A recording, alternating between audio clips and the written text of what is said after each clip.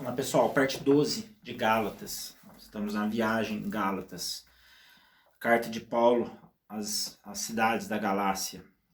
Hoje o tema é filhos da escrava ou filhos da livre, que Paulo relata em Gálatas capítulo 4, versículo 21 a 31, tá? O que ele diz aqui? Eu vou ler na versão A Mensagem, Bíblia A Mensagem. Eu indico para todos terem em casa essa Bíblia A Mensagem. Eu consegui baixar no Android, só que eu tenho que destravar o aparelho porque não tem no Play Store. Você tem que baixar pela internet, pelo Chrome, tá? E vocês que são vidrados na lei, já deram pelo menos uma olhada no que diz? Abraão teve 2 filhos, uma da escrava e o outro da livre. O filho da escrava nasceu por iniciativa humana, o filho da livre pela promessa de Deus. A ilustração é clara. As duas histórias mostram os dois modos de relacionamento com Deus. A primeira fala do Monte Sinai, na Arábia, representa o que acontece em Jerusalém, uma vida escrava que produz escravos como descendentes. É o caminho de Agar. A segunda fala de Jerusalém visível, uma Jerusalém livre. Nossa mãe é o caminho de Sara. Não está claro, meus queridos, que, como Isaac, vocês são filhos da promessa? Nos tempos passados, Ismael, o filho nascido por iniciativa humana, perseguiu Isaac, o filho da promessa. Pelo Espírito, não é o que vemos agora? A perseguição promovida pelos hereges de Jerusalém segue o mesmo modelo antigo. Há um texto nas Escrituras que diz o que fazer. Expulse a escrava e seu filho, pois o filho escravo não será herdeiro como livre. Não somos filhos da escravidão, mas sim da liberdade que vem do Espírito.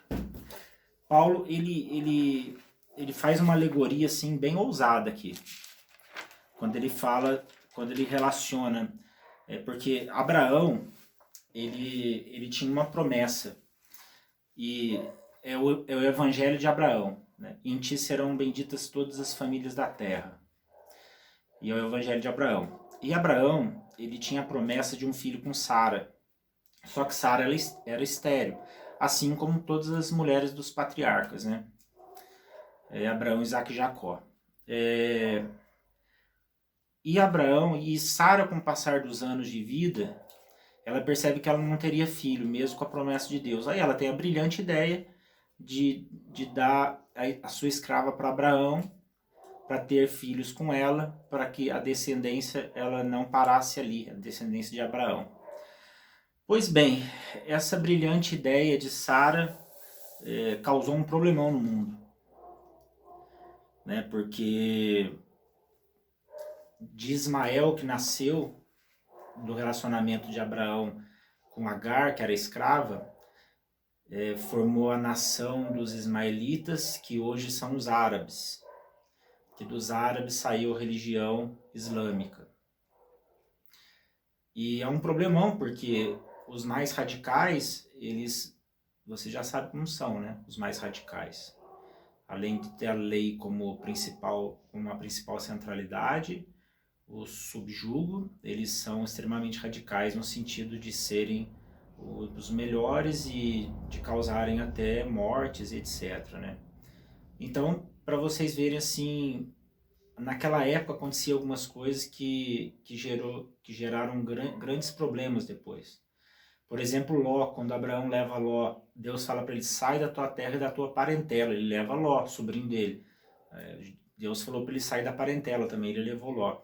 E Ló deu muito problema para Abraão. Mesmo que Pedro disse que Ló era justo e não se corrompeu com Sodoma e Gomorra, mas e daí? Ele escolheu Sodoma e Gomorra, ele escolheu morar ali. Então, as atitudes de Abraão causaram grandes consequências, porque de Ló saiu os moabitas, que foram perseguidores de Israel. E Abraão também, a gente ameniza um pouco, né, os heróis da fé. Que Abraão, ele era amigo de Deus, Deus não escondia nada de Abraão, e Abraão era o pai da fé. Tudo isso a Bíblia registra. Mas Abraão era mentiroso, mentiu sim, 2 vezes. Deus não mandou ele para o Egito, ele foi, chegou lá e falou, não, Sara é minha irmã, não é minha mulher. Para não morrer, né? Porque Sara era muito bonita e com certeza os egípcios iam iam desejá-la como esposa. Ele falou, não, Sara é minha irmã, para não morrer. Aí ele fala assim, aí ele fala uma meia-verdade, né? Não, mas ela é minha irmã, sim. Ela é minha meia-irmã. É esposa, mas é meia-irmã. É aquela história de meia-verdade. Então ele era assim, né? Ele também pisava na bola. E o caso de Ismael, o filho dele com Agar, foi uma pisada na bola também. Deus não mandou ele fazer isso em nenhum momento. Então, aí você vê que as consequências, né? E Paulo aqui, ele faz uma alegoria muito, mas muito ousada, porque ele relaciona Ismael com o Monte Sinai, com islâmicos e com a lei. Islâmicos ainda não, porque a religião islâmica ela surgiu 500, 600 depois de Cristo. Mas Paulo já tinha noção por causa dos árabes, porque com a dispersão judaica, em 70 depois de Cristo, alguns judeus foram parar na terra dos árabes, então já começou a luta ali, e Paulo tinha noção disso. Paulo ainda não tinha noção do que viria, que era muito pior, quando nasceu a religião islâmica mesmo. Aí sim o conflito baixou o nível, mas Paulo não ia saber disso ainda. Mas mesmo assim Paulo fala desse conflito. Paulo fala do conjunto de Ismael, Monte Sinai, islâmicos e a lei, que eram os cristãos judaizantes. No caso árabe e a lei. E ele compara com Isaac, Jerusalém celestial, os judeus e a graça. Então ele faz essa comparação. Né? Então você percebe que a engrenagem que sai de Ismael, Sinai,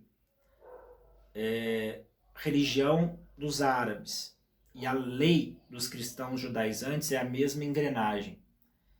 É a engrenagem do Sinai, aí o judeu poderia falar, mas Sinai foi da onde saiu a lei. Paulo falaria exatamente, é da onde saiu a lei, é da onde saiu os males de todas as religiões. É da onde saiu a tábua da lei. Foi bom naquele período. Serviu para o homem não transgredir, ou tentar não transgredir, mas passou, a lei passou. E como nós falamos em alguns vídeos atrás, eu sei que vai prolongar um pouco, mas nós falamos que o Novo Testamento ele faz questão de, durante 2 ou 3 vezes, explicar e pular a lei. Paulo em Gálatas fala que o Evangelho ele não nasceu da lei, ele nasceu de Abraão, quando Deus dá uma promessa para Abraão que em ti serão benditas todas as famílias da terra. Que o seu descendente será abençoado, o seu descendente, não os seus, o seu que é Cristo, e em ti será bendito todas as famílias da terra, que é a dispensação do Espírito para toda a terra. Ele pula o período da lei. Não que a lei não tenha sua importância, mas que a lei ela passou, ela foi cumprida em Cristo. Cristo ele cumpre a lei com seu sangue. Aí a segunda vez do Novo Testamento que é enfatizado pular a lei em Hebreus, quando os judeus poderiam falar, não, mas Cristo não é da linhagem dos levitas, ele não é sacerdote, ele não é sumo sacerdote. Aí o escritor de Hebreus diria assim, não, ele é sumo sacerdote sim, por ordem de Melquisedeque, um sacerdote que Abraão deu dízimo, que não sabemos de onde veio, quem era e nem para onde foi. Cristo é sumo sacerdote por essa linhagem. Mais uma vez, o Novo Testamento pulando a lei. E foi importante? Foi, porque o sangue de Cristo entra no tabernáculo quando é sacrificado e vai falando para o sacerdote, você não precisa fazer mais esse sacrifício, não precisa fazer mais esse, a hora que chega no Santos dos Santos, explode para a terra, santificando toda a terra. Então, existe sim todo o Novo Testamento e muitos momentos importantes onde o Novo Testamento pula a lei. Por quê? Porque já havia naquele período, sempre houve e sempre haverá a luta da lei contra a graça. E até os dias de hoje. E aí você vê mecanismos. Mecanismo, por exemplo, Abraão, a ideia que ele teve de dar os seus jeitos.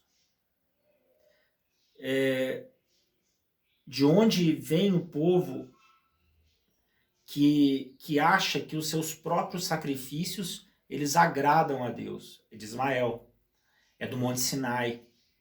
da lei. A lei é que dá a ideia de você fazer por merecer. A lei é que dá a ideia de mérito, você faz mais, você ganha mais. A lei que dá a ideia da aristocracia. A lei que dá a ideia da pirâmide religiosa, do subjugo religioso. Então, aí Paulo faz essa declaração. Você quer ser filho da escrava ou da livre? Você quer ser filho da Agar ou de Sara? Porque Sara com 90 anos, Abraão mais ou menos com 90 anos, anjos visitam Abraão e falam para ele assim, você vai ter um filho com Sara. Aí ele, não dá. 90 já, não tá rolando nada mais. Não, você vai ter. Aí Sara ouve e dá risada. Quanto tempo já que não rola nada, imagina ter filhas aí, não sei o que aconteceu em relação ao Viagrinha lá que deram e deu certo. E nasce Isaac, que é o filho da promessa. Então Paulo fala, vocês querem ser filho de Ismael, que representa o Monte Sinai, que é a lei, que representa a nação dos árabes, que sairia dali o Islã, e que representa os cristãos judaizantes, que é a lei? Ou vocês querem ser filhos de Isaac, que veio de Sara, que é filho da promessa, que representa Jerusalém celestial, que representa a nação judaica e que representa a graça na época de Cristo? Estão vendo a linha tracejada? E viver na lei é muito duro, então tem muitos exemplos, nós damos muitos exemplos quando nós falamos aqui da carta aos Gálatas, os irmãos voltem e ouçam, né? Os da lei podem dizer, eles falam, eu não posso fazer isso, eu posso fazer aquilo, eu me visto assim, eu não me visto assim, eu sou diferente deles, eu sou separado deles, e na imposição dessa engrenagem religiosa, que muitos acham que está certo, que vivem corretamente, existe a imposição, a força, a tirania e o sofrimento. E os da lei podem dizer para os livres, né? Os escravos podem dizer para os livres, tá bom, mas vocês também cumprem leis, porque vocês também não fazem o que é errado. Joia, mas é diferente. É diferente. Porque não é fazer porque não quer. É porque ama. É porque ama. Então, não, eu vou cumprir a lei, então eu não faço. Não, você não vai fazer porque você ama. Porque você vive a lei da graça, do amor. Porque você tem no seu coração, dentro de você, o Espírito Santo. E não fora de você a lei. É muito diferente.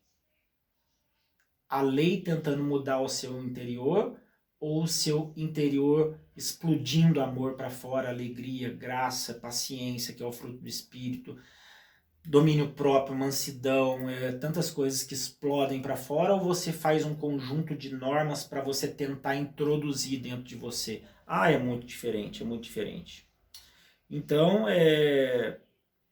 Deus habita em mim e eu não tenho vontade.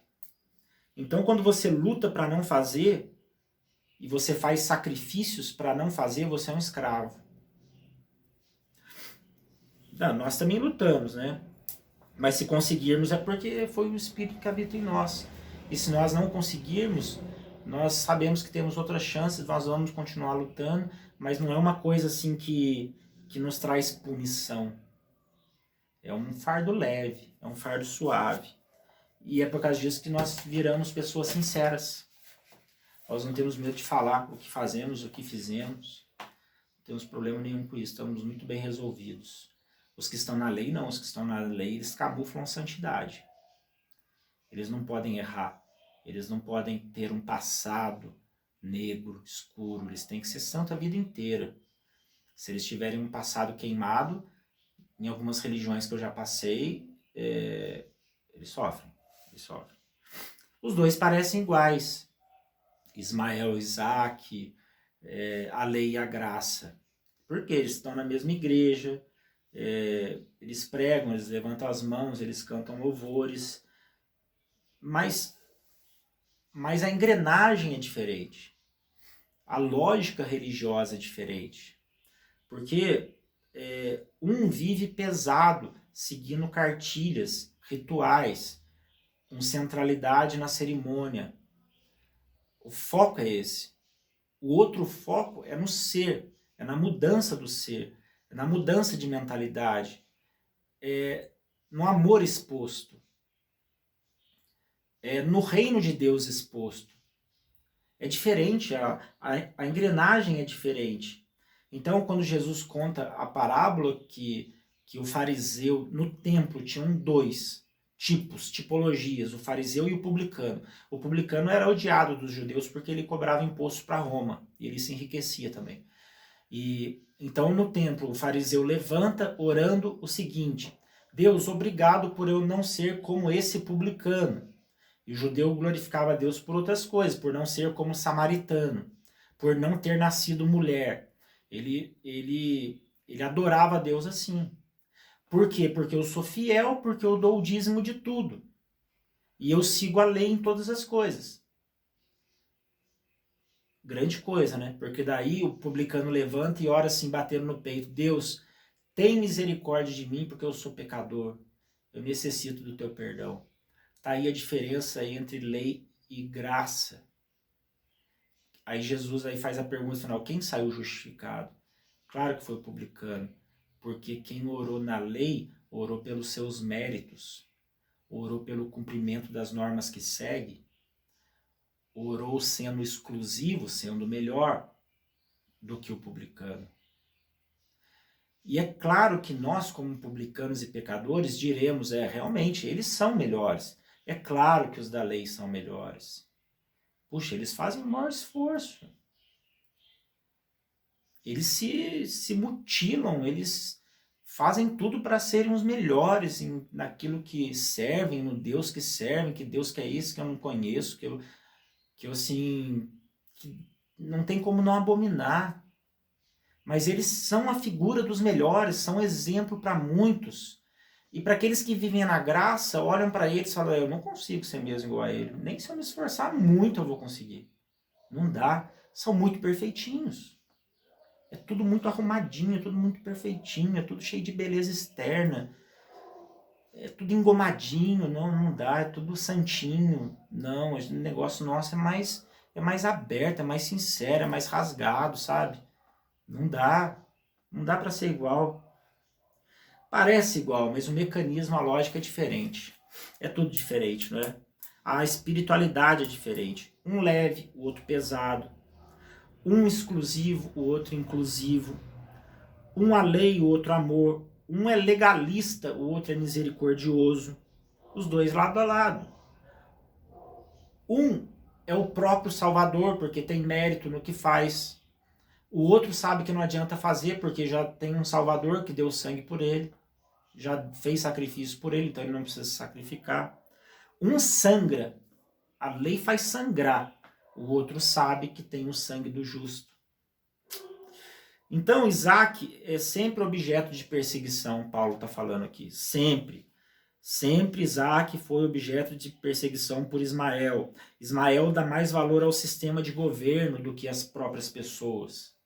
A lei dá mais valor, o sistema legalista dá mais valor, a pirâmide do governo, da lei, do moralismo, do exclusivismo, do que a graça de Isaac, do que a lei do amor, do que a lei da misericórdia, do perdão, do reino dentro de nós. Ismael vive de poder, de imposição, de hierarquia, onde pessoas são subjugadas, onde as pessoas mesmo que são subjugadas até sonham com o crescimento hierárquico. Vemos muito isso também. Então tá aí a diferença. Vamos lá. Ismael, Monte Sinai, que é a lei, árabes, no caso da religião imposição islâmica radical, tá, é claro, e lei, cristãos judaizantes. Por outro lado, Isaac, em vez de Ismael, Jerusalém celestial, em vez de Jerusalém terrena. Jerusalém terrena é Monte Sinai, é a lei. Judeu, em vez de árabe, que daí é uma colocação de Paulo aqui, e os da graça em vez dos da lei. Essa é a diferença que Paulo faz. É uma alegoria um pouco confusa, assim, extensa, mas que mostra um mecanismo, uma lógica que é muito diferente uma da outra. Que é a maneira como nós devemos viver, a maneira de Isaac, a maneira da graça. É a promessa, não um jeitinho que Abraão deu, como muitos jeitinhos que ele deu também. Então é diferente, sim. Sigamos então a graça, a lei da graça. Isaac, Jerusalém celestial, um povo escolhido, e agora a lei do amor, a lei da graça. Amém? Pai do Senhor.